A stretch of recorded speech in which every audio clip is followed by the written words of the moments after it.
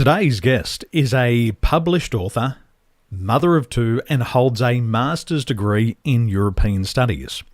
Over the past 7 years, she has impacted more than 10,000 lives. And today she's going to share with you new insights, ideas, and information to become more intuitive. Would you please help me welcome to the live stream, Sze Wing. Welcome. Thank you. Thank you for having me. My pleasure. Well, we've both got mixed babies. I understand your husband's French and my wife is Taiwanese, and I've got to say your children are beautiful. So cute. Oh, so thank cute. you. Yours too.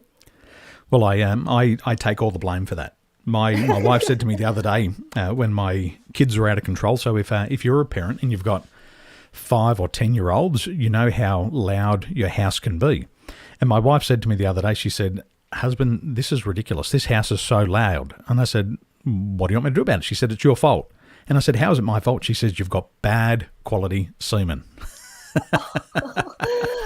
I mean, whenever we have arguments with the kids or when the kids are naughty, I always say, "That's your son, that's your daughter." But we do that too. But kids are loud. I'm loud, so. Kids are loud. Now, a lot of people who are following us, they're on that journey because they want more success in their life, but they're so confused about what success is. I think if we follow the media, success is a new BMW. If we're reading GQ magazine, it's a $15,000 or $20,000 Rolex. What does success mean to you, and how do you define success? Great question, and I think it's very interesting you brought up the GQ magazine, because for me, if I was in the reverse position, I would say you look at Instagram, the women are beautiful, doing amazing thing on the most beautiful location, having the perfect hair, the skin and the makeup, and they're happy. And that type of fabricated in a way of success, that everything is perfect. It's the yardstick now. And I think that's, you talk about the Rolex, the car, and I talk about maybe for women, it could be that sort of thing, of doing impactful, meaningful stuff and having a great family, but everything is perfect. And so I think for me, success is very individual, because success for one person can mean very different thing to another. Like, for example, we're getting over this really terrible flu and cold. So for me, success is just be able to get up and finish some emails. That's a success for the day. And if you talk about larger picture, for me right now, it's, doing something meaningful for me and, bring impact to the world. And I feel good about it. And I think even if I die in 3 months' time, I think I feel good about it. That for me is success.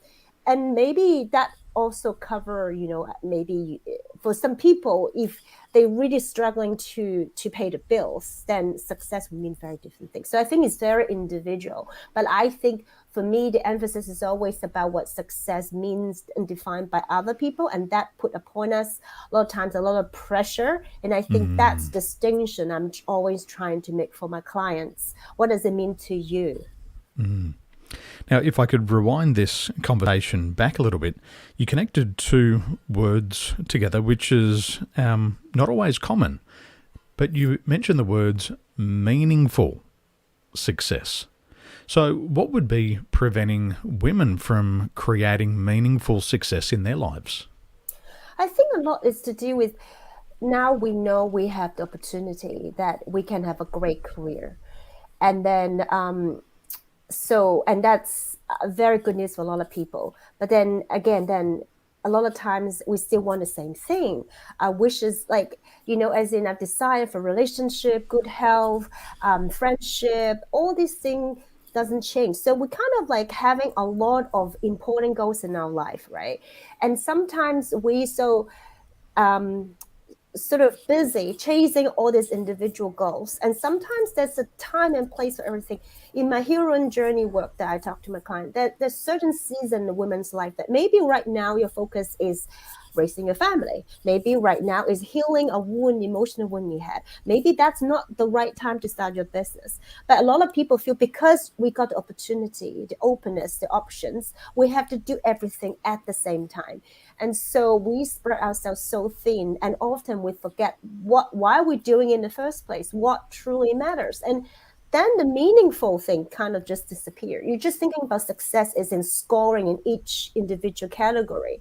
But what is meaningful for you now may be different than before. You need to, again, define it.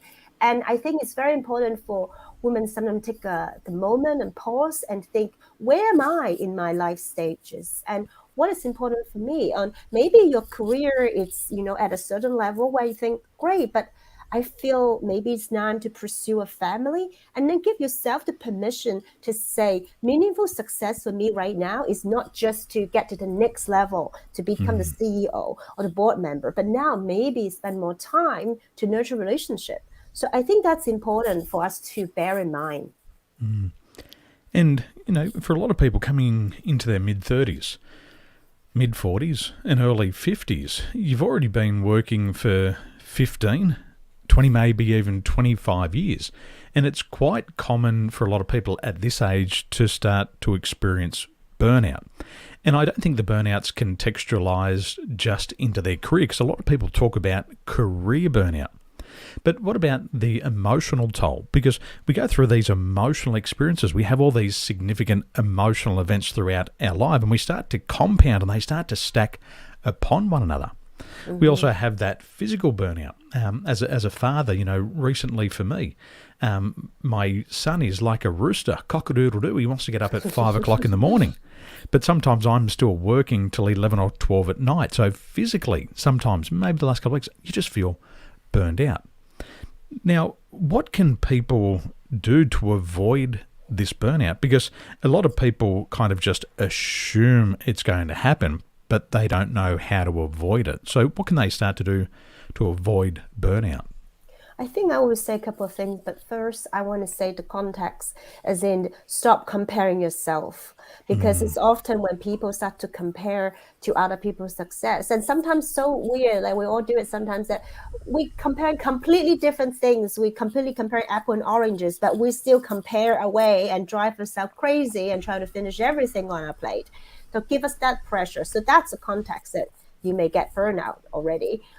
Because just putting too much on. But I think personally, it's looking at yourself that I personally suggest a good morning routine. You get up a certain time in the morning and don't snooze, and and it doesn't matter so much when you go to bed, but it's when you get up. I think it's important. You need to have a routine. You need to have a rhythm.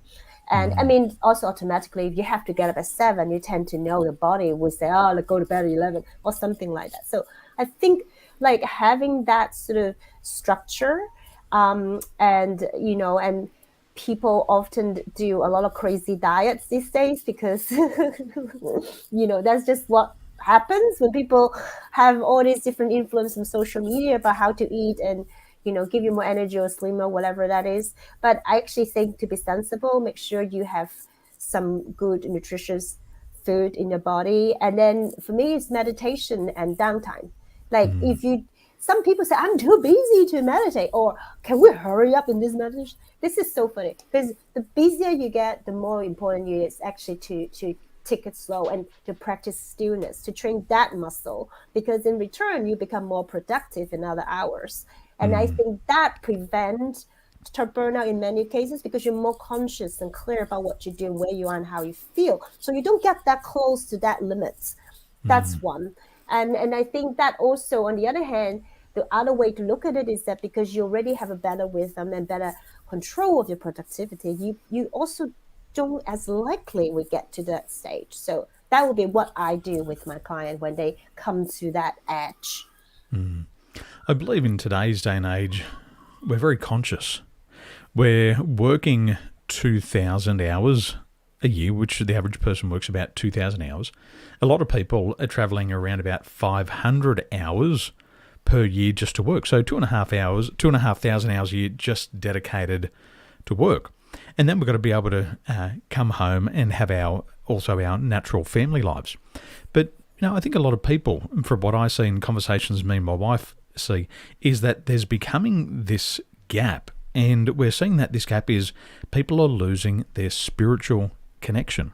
And when we talk about values levels, and Claire Graves proposed about 7 or 8 values levels, and we tend to live in a very values level 4 environment where there's a lot of systems and processes and rules and regulations.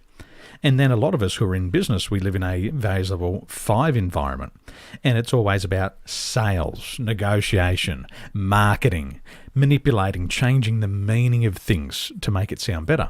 And because we're spending so much time in here, we start to spend less time with our spirituality. We're not listening to our soul. We might not be listening to our gut instinct. And I think people need to explore that. So is there a spiritual disconnect that people are experiencing now, and especially going through this thing we call COVID-19? Is there a spiritual disconnection there? Well, I think that happens COVID may be a contributing factor, but I think for me, the way I say it is that someone said it the other day, I think a neuroscientist talked about we're actually feeling beings, feeling creatures who happen to know how to think. We're not thinking creatures which happen how to feel. But because we don't look at the feelings or what we're really going through, and spirituality often help us to not necessarily confront, but to look at our feelings, our emotional body, and to some extent accept it, deal with it, heal it, and then surrender it. I think that process itself, you start from feeling, and with the help of spirituality or the tools and understanding, it helps you to process that. So it makes you a more, how can I say, a full holistic human being. And I think that's something we're missing because we don't deal with the feelings. We may not subscribe to spiritual practices because you say, oh, witchy woo, or oh, that's not going to do anything. How is meditation going to help me finish this essay? So I think that may be why it's overlooked a lot of times, and then maybe the disconnect can happen. COVID is one of the triggers, but if not COVID, there will be bushfires. So, it's about awareness. I started my journey in 2008 by buying a tarot deck. I went and bought a tarot card deck, and I'd always heard from my mum, tarot is the tool of the devil, and you can't do divination. But simultaneously, my father could also divine for water, and they would even bring water diviners out to their land to find water on their property. So tarot, finding water, it's a form of divination. And so I went and searched tarot, and I started to learn about this spiritual side of myself. And as that spiritual side of myself started to develop, I started to become more aware of my intuition and starting to realize that there is a significant impact on our current circumstances based on past lives, if you believe them. And living here in Taiwan, at least 50% of the world's population in this part of the world believe in past lives. And even when we go over into America, at least 30% of the American population believe in past lives. Now, one of the things about past lives is I can't prove that they exist. But people can't prove that they don't exist. So if a past life was true and they did impact us, what can we do about it? If we believe that something from past life is carrying over into this life and it's impacting us, is there something that we can do about it? Well, a couple of things. Especially for those who say, I don't believe in that kind of stuff. What's that? For me, it's very simple. You don't have to always believe everything, but you have to look at, so what happens when you have a session? Like you can say, well, I don't believe in massage, or you can say, I don't believe in this and that. But what happens when you have a session? And a lot of people I know had past life regression, had, come to understand why there's certain phobia, we solve certain issue, closure. There's a lot of benefits. So I look at that value. So if you get something out of this, that's great. So same with psychotherapy. There's some people been there for 10 years and say exactly where they are. Some people benefit quickly. So I think it's, you look at, so how does it benefit your life? If it works for you, great. And that's usually how I take on things that when people say, ooh, what's that? So that's my personality. But I think there's a lot of things that we can't explain in terms of, there's a lot of books talk about people had memories and then they trace back there's actually evidence backing that, oh my God, he really know this thing. No way he could know it.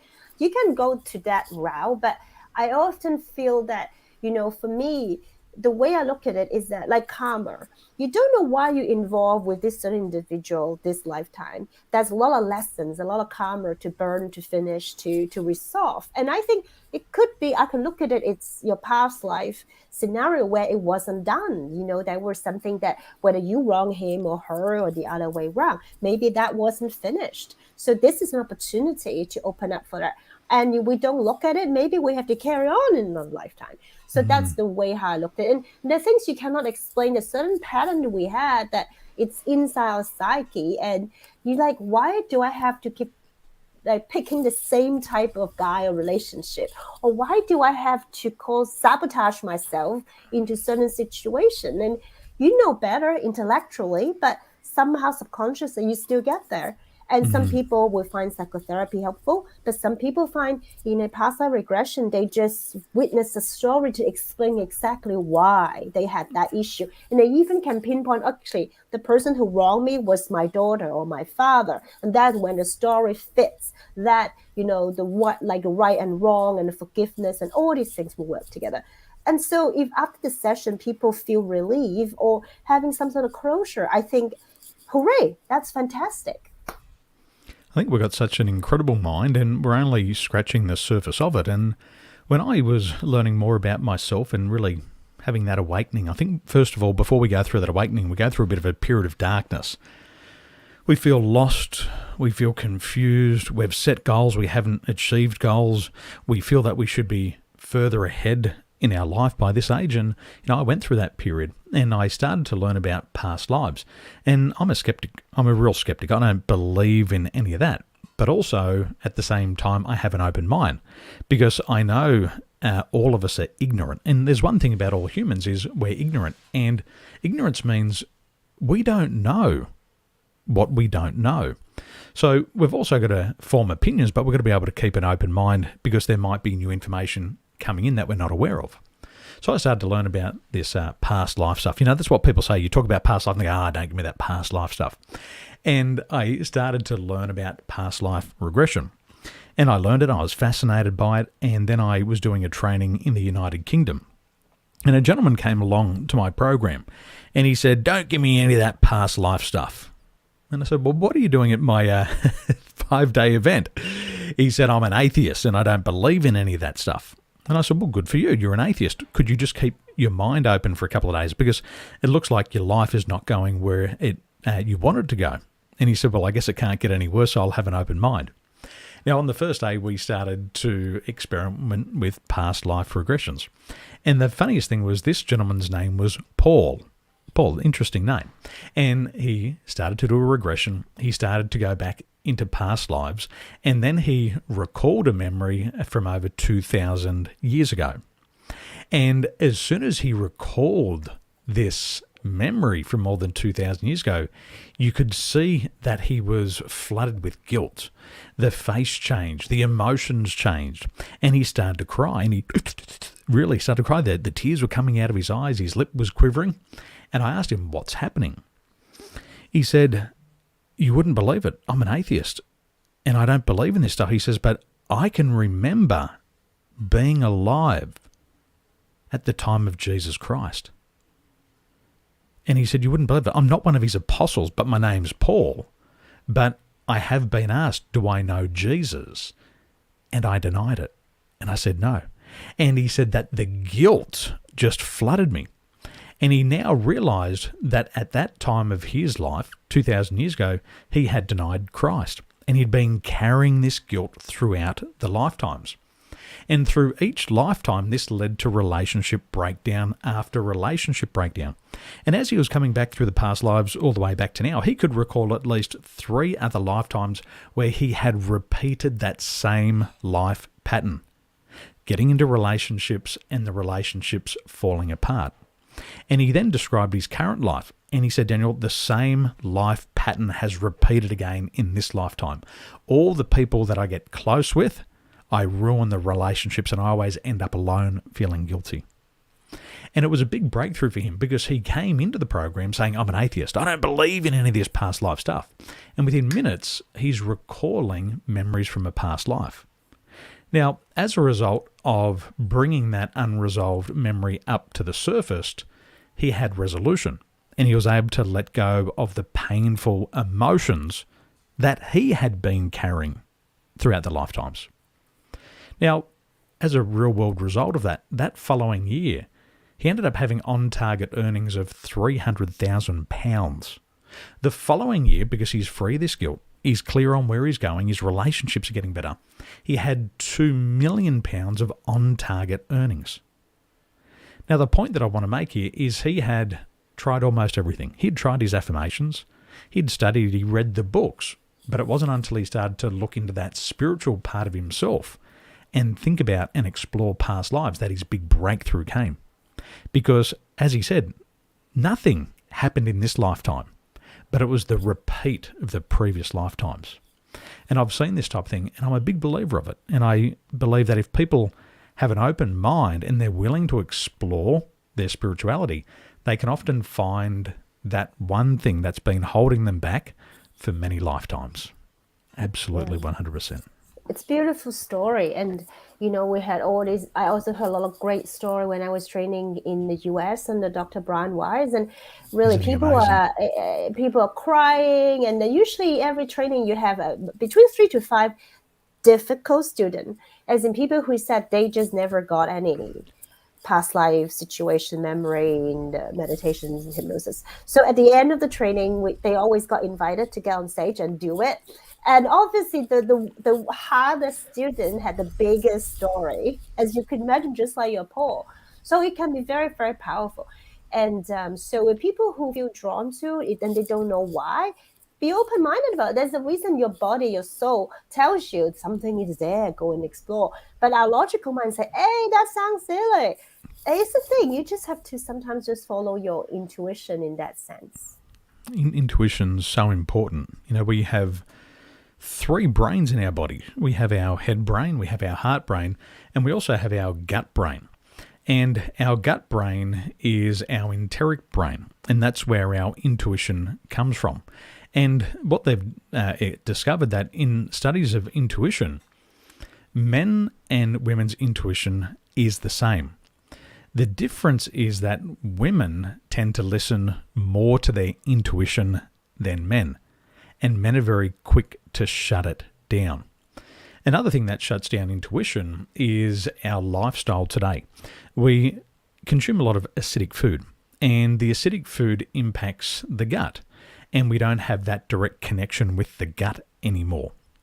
So all of us have that intuition, and I believe that if we listen to that intuition more, we would make fewer mistakes. Because in my life, I know when that inner voice, when that gut instinct speaks, it speaks the truth. It already knows. But consciously, we don't like to hear it. And so we tend to go against it. And every time I've gone against my intuition, whether it be in a relationship, whether it be in a business deal, whether it be choosing a career path, that thing always turned out to be bad in my life. Or maybe not bad, but painful.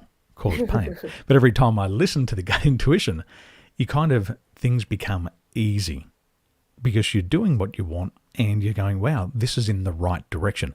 And instead of trying to pull things into us all the time, it's like we're getting pulled along. You kind of get in that state of flow and it's much easier. There's less resistance. So I'd like to encourage our community. It's important to listen to your intuition. It's important to stop asking for advice and take your own advice, because most of us give great advice to our friends, but we don't follow it for ourselves. And we get caught up in that, read another book, take another course, learn something else conscious, but it shuts down that gut instinct. It shuts down that intuition. So I think it's very important. I think as your clients learn more about their intuition, what are you seeing differently about them as they start to develop that intuition? What are some of those improvements they're having in their life? I think one thing actually just add on to your point as well. It's really that I think listen to intuition partly it's about letting the divine take the lead. As in sometimes we can't force something to happen. We need to be open to say, I'm open to the highest outcome for this. Show me the way. Show me if it is the highest good that if I publish the book or sign this contract, give me a sign or something. That's partly asking your intuition to guide you, and I would say calling for the divine guidance. And sometimes something will happen, like radio play a song, or someone that's supposed to work with you on a project bump into you on the street, and you may hear something from someone in the bathroom. It's completely unrelated, but they just said the right word, like sign it or don't go there, like anything like that. So, and I think that's sort of compound with that. And I think when my clients start to let go to become the general manager all the time, they're surprised by the things that can happen. Like, we see ourselves can achieve this much, but actually we can achieve that much if we just let go and have a bit of open room for the divine intervention or the intuition to guide us. So we still take action. We are not passive. We are still going to work. We do our best and we let the rest go. And then what happens is that I see my client be surprised, like you're poor, that suddenly way more income than expected or targeted, right? And that's what I find my clients as well. Or they come for one thing about changing career, but then we talk about different things and related to everything we discuss, they have a different perspective about life and how to carry on to be in the flow. Next thing you know, they find a lifelong partner as well. So that's why I see you don't know what is in store for you. So be open. My father, he's a farmer. And I remember him planting watermelon seeds in our backyard when I was growing up. And he went down and he tilled the soil and he put the seeds in and he left it alone. I would go down every single day, watching, waiting for this seed to sprout, but he didn't go down. And what I learned over the years, working with other people, is that it's like when it comes to goal setting. What you do is you choose your goals consciously. So you make sure you choose a very specific goal for you. You make sure it's meaningful for you. In that that meaning has to be in terms of, it's got to be an intrinsic thing. It has to have a lot of meaning and purpose for you. The goals we set should be achievable. They've got to be realistic. And we also have to make sure that these goals are towards what we want in life. And that's another conversation later on. But the art of goal setting is that you've got to choose your goals consciously. And then once you set it, you actually should forget it. Because just like the seed, you can't determine and you can't control when that seed is going to sprout. What you can do is you can choose to fertilize the soil. You can put it in the right time. And you mentioned seasons before. You can plant your seeds at the right time. But that seed will sprout when it's ready. And it's like the goals. We have to release the goal. And what that means is you set the goal consciously and then you step back from it and you allow nature to take its course. And as you do that, you have less stress because now you're not trying to control everything. And once you try to control everything, you actually block it because you get frustrated, you get angry, you're wondering why it's not happening fast enough. And you end up putting a lot of negative energy into that thing that you want. So we've got to learn to step back. And Brian Tracy says the same thing. He wrote the best-selling book on goals, which was Eat That Frog. And he says the same thing. Once you set the goal, you've got to release it and step back. And it will happen at the right time. And I love what you said there about seasons. The season has to be right for you. And when the season's right, that seed will sprout and you'll get what you want. For some of us, it might happen this year. For others, it might happen next year. For some of you might have your greatest success in the last couple of years of your life. But you've got to be able to just let nature take its course and have fun along the way. A lot of people forget to have that fun on the way. And I believe when they're not having fun, it's like that negative energy. They start to put the negative energy. I know what it's like. When I want a goal and I want to push it fast and I want to manipulate all the energy and make it happen today, it loses its fun and it loses its joy, most definitely. The other end of the spectrum is that people in the spiritual community, so to speak, and that really big in manifestation. And I think some of them sound like God is your errand boy. Okay, hey, I have already planted that seed. When is it going to come? Are we there yet? Are we there yet? Why is it not here? It's not going to work like that at all, is it? So I don't know. That's sometimes I find it funny to watch this kind of interaction. But you're right. You can't just asking. You have to wait for the nature to take its course. In 2006, 1996, I set a goal to become an Australian champion. And it only took me 9 years to achieve the goal. And the goal was great when I achieved it. But as I look back on that goal some almost 20 years later since I've set it, the most important thing that I learned along the way to achieving the goal was learning to become resilient. So when I set the goal, it was something that I really wanted, and I was willing to do whatever it took to get there. But it took me 3 times longer than anybody else to achieve the goal. But what I got as the biggest payout was learning about patience and learning about resiliency. Because through that journey, I had to go through 2 major knee reconstructions, 2 major operations.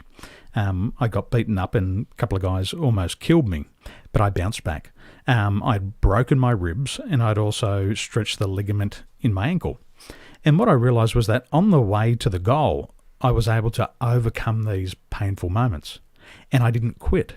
I learned to stay focused on that thing that I want and to become relentless. And today, that has been the biggest reward for not getting my goal immediately. But I also get to carry that story and then relive that success many times because I get to share with others. Well, it's not always about getting the goal. It's about what you learn on the way. And when I reflect on other people's journey who got that goal in the first year, everybody had the same goal to be the Australian champion. Some of them got it in the first year, but you never hear from them anymore. Some people got it in the 3rd year, but they've disappeared and you never hear from them anymore. And I believe that my most valuable lesson came from the challenges along the way. And now as a coach, it serves as great foundations for me and great knowledge that I can pass on to my students. So when they have that disappointment of not achieving their goal, the 1st, the 2nd, the 3rd, the 4th, the 5th, the 6th, the 7th, the 8th time, we can then talk about resiliency. We can talk about overwhelm. We can talk about setting the right goals and having, being tenacious on the way to achieve them. And these are some of the greatest things that if we open our eyes, we'll start to see other things that come along with success. And it's being meaningful. It's that meaningful success that you talk about. Yeah, definitely. Everyone's different. Everyone's journey is different. And good on you. You got there finally. Yeah. Now, I know that you're a big player in this space. You've influenced more than 10,000 lives. Where can our community learn more about what you're doing? So for those of them who are waking up and they're saying, you know what, there might be a spiritual aspects of my life that I'm not paying attention to, where can our audience find more about your work? I think the best way to maybe to get in touch or look at some of the things I've done, it's just come to my website, sewingvetault.com, my full name.com, because I have some free resources for people to sort of tip their toe into that arena. But also happy to have conversation and coaching with individual. I believe a lot of this have to be personalized, especially the very beginning. So yeah, I'm just happy to have a chat with who wants to learn more about my work. And there's a lot of resources and podcasts, blogs, books on my website. So yeah, have a look, check it out. We'll put the details in the show notes below. So ladies and gentlemen, as soon as those show notes are there, make sure you click on the link and go over to Sze Wing's website. And there's a lot of great resources there that you can start to apply in your life. And I remember when my mind was opened up to experiencing a past life regression and spirituality, I really went in a new direction in my life and I found a lot of fulfillment. So if that's where you are, start your journey today with Sze Wing. So thank you so much for your time today. Thank you for sharing your wisdom and your insights. My pleasure. Thank you so much. My pleasure. Ladies and gentlemen, remember, one idea is enough to change your life, and just take one thing away from today's podcast and implement it in your life. Ciao for now. Have a wonderful day.